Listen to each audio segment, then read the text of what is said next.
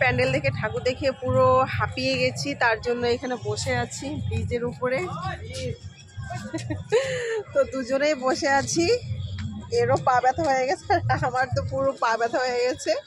তো এখন আর দেখবো না, আর কিছু অল্প সংখ্যক যেতে যেতে যদি কিছু ঠাকুর মানে চোখে পড়ে তাহলে ওখান থেকে দেখে সোজা বাড়ি চলে যাবো। কিছু খাবার দাবার কিনে দিবে, তো ছেলে মেয়ে আসেনি, ওরা বাড়িতে রয়েছে।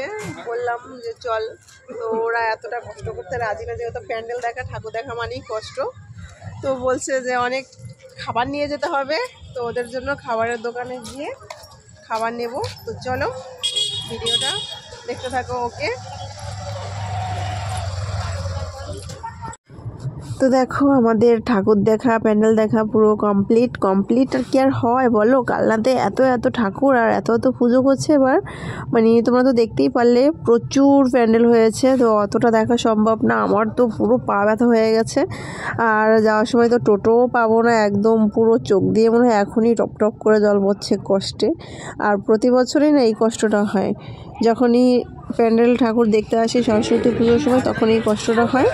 আবার এক বছর হয়ে গেল মনে হয় কি আর যাবো না, তখন আবার মানে সহ্য হয় না। সবাই যখন যায় তখন না গিয়েও পারি না। তো এখন হচ্ছে গিয়ে খাবার দাবারের পালা। তো এখানে দেখো বসেছি, এখন আমি খাবো একটা চিকেন পকোড়া। তো এটা খেয়ে বাড়ির জন্য, যেহেতু বাড়িতে ছেলে মেয়ে রয়েছে, ওদের জন্য খাবার দাবার কী কিনবো চলো সেগুলো তোমরা দেখতে থাকো। আর দেখলে জিলিপি নিলাম, এগ রোল, আর হচ্ছে গিয়ে তোমার মথুরা কেক। মেলায় যাবো আর মথুরা কেক খাবো না, সেটা তো কখনো হতে পারে না, তাই না? তো চলো, আর এখানে দেখো এগ রোলের জন্য বসে আছি। তো বাড়িতে গিয়ে কথা হচ্ছে, ওকে দেখতে থাকো। তো বন্ধুরা দেখো এই মাত্র বাড়ি আসলাম, আমি তো পুরো ক্লান্ত হয়ে গেছি। আর আমার পায়ে এত যন্ত্রণা করছে কি বলবো, মানে অনেক দূর হাঁটতে তারপরে আমি টোটো পেয়েছি। তো এই দেখো সাপ দেখাচ্ছে, তো এটা নিয়ে এসেছি মেয়ের জন্য। তো বলছিল সাপের কথা। কি বাবা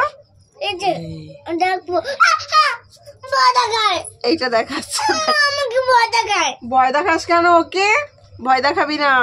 তো ওরা যেহেতু যায়নি, না গিয়েও ভালো হয়েছে, কারণ এই সরস্বতী পুজোর প্যান্ডেল দেখতে গেলে মানে এতটা হ্যাপা প্রতি বছর, শুধু এই হাঁটার জন্য আমার প্যান্ডেল দেখতে যেতে ইচ্ছা করে না, মানে এক বছরও যেতে ইচ্ছা করে না। তারপরও যাই, কি করব বলো।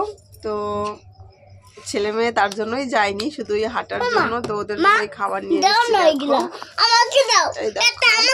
রোল নিয়ে এসেছি। তো এগুলো এখন খেয়ে দিয়ে তারপরে জামা কাপড় চেঞ্জ করে হাত মুখ ধোবো। রয়েছে মথুরা কেক,